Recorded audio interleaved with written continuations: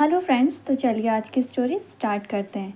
Restaurant में घुसते ही भावना ने नज़रें इधर उधर दौड़ाई और उसकी नज़र एक टेबल पर जाकर स्थिर हो गई और वह उस टेबल की तरफ बढ़ी जहां बैठे दीपक ने उसे देख लिया और खड़ा हो गया। दोनों ने एक मुस्कुराहट के साथ एक दूसरे का स्वागत किया और बैठ गए। औपचारिक बातों के बाद भावना ने पूछा, ऐसी क्या बात थी जिसके लिए शादी के 10 दिन पहले आपका मिलना ज़रूरी था? कुछ खास नहीं, बस एक दो बातें थी जो मैंने सोचा पहले ही क्लियर कर लेते हैं ताकि बाद में कोई मसला ना हो। पर बताओ, पहले क्या लोगी? बस कॉफ़ी ही चलेगी, खाने की इच्छा नहीं है। भावना का जवाब आया। कॉफ़ी आने तक दोनों इधर उधर की बातें करते रहे। भावना और दीपक दोनों की शादी 10 दिन बाद होनी थी। भावना की 3 वर्षीय बेटी अन्वी थी और दीपक का 2 साल का बेटा आर्य था। पर जीवन साथी के मामले में दोनों ही बहुत बदकिस्मत रहे। उनका वैवाहिक जीवन ज़्यादा लंबा नहीं चला। भावना के पति का रोड एक्सीडेंट में देहांत हो गया और दीपक की पत्नी 6 माह पहले ही एक बीमारी से चल बसी। भावना एक स्कूल में टीचर थी। ससुराल और मायके में ज़्यादा फासला ना था और सास ससुर भी काफ़ी समझदार और व्यवहारिक थे। इसीलिए उसकी बेटी अन्वी को अपने घर के 4 बुजुर्गों की प्यार भरी छाव हासिल थी। दीपक एक अच्छी कंपनी में अच्छे ओहदे पर था, पर जीवन साथी के बिछड़ने से दोनों की ज़िंदगी उथल पुथल हो गई थी। भावना दूसरी शादी के लिए तो बिल्कुल तैयार नहीं थी, पर दोनों तरफ के माता पिता के समझाने पर सिर्फ इस शर्त पर हाँ की थी कि उसकी अन्वी को जो अपनाएगा उसी से शादी करेगी। और फिर कुछ मुलाकातों के बाद दीपक से विवाह के लिए तैयार हो गई। लेकिन कुछ ऐसा था जो अब भावना को खटकने लग गया था। जब भी दोनों मिलते थे तो भावना हमेशा आर्य के लिए पूछती थी, उसकी पसंद नापसंद की जानकारी लेती रहती थी, पर दीपक अन्वी के लिए उदासीन रुख अपनाए रखता था।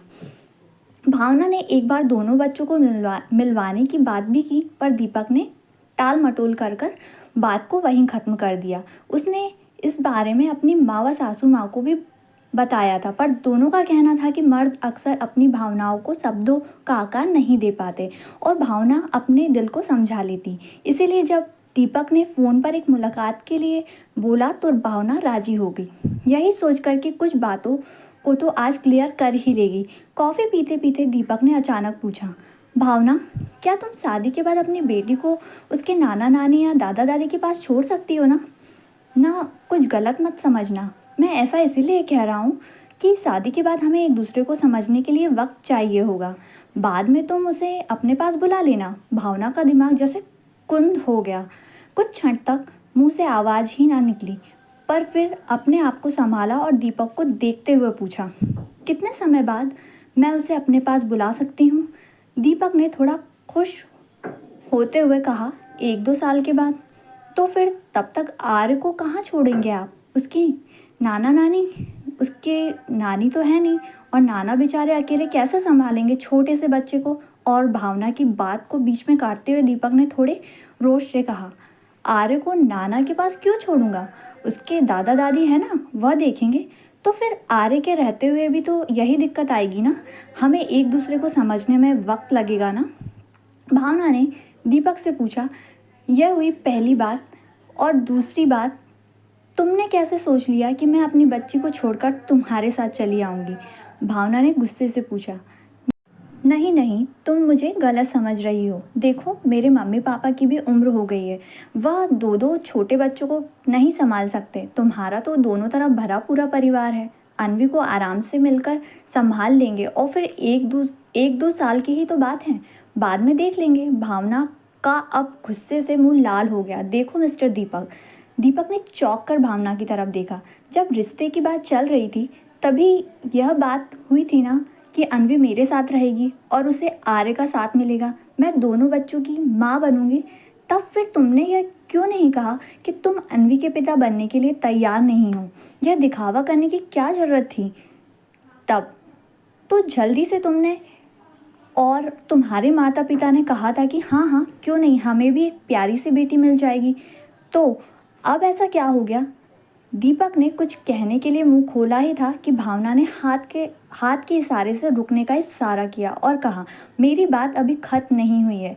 हम 3 महीने से मिल रहे हैं और अब तक तो तुमने ऐसी कोई बात नहीं कोई बात तो क्या इशारा भी नहीं किया। और आज जब 10 दिन रह गए हैं शादी के, तो तुम्हें सब कहना याद आ गया। शायद तुम लोगों ने सोचा कि इतने कम समय में तो लड़की वाले अपनी इज्जत को कैसे दांव पर लगा सकते हैं, क्यों, यही ना।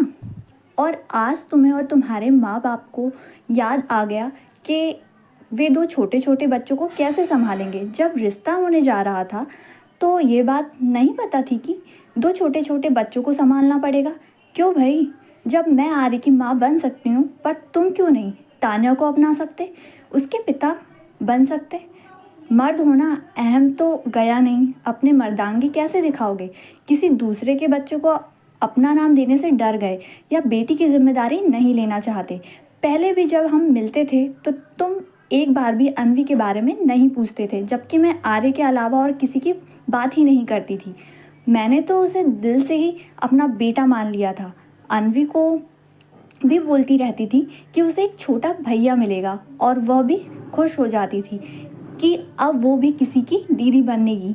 पर अफसोस तुम अपनी उस संकीर्ण सोच में रहे और तुम्हारा बच्चा तो हम दोनों का होगा, लेकिन मेरी बच्ची मेरी भी नहीं रहेगी।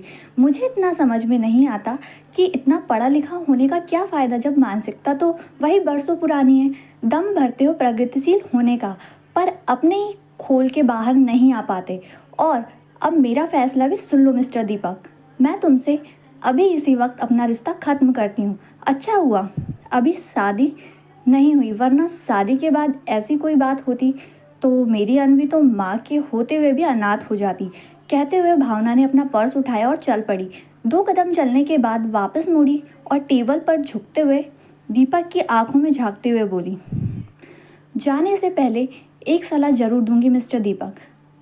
अब अपनी शादी के लिए जो भी रिश्ता देखो वहाँ देखना कि उस औरत का कोई बच्चा ना हो, वरना फिर किसी माँ की आह का शिकार बनोगे।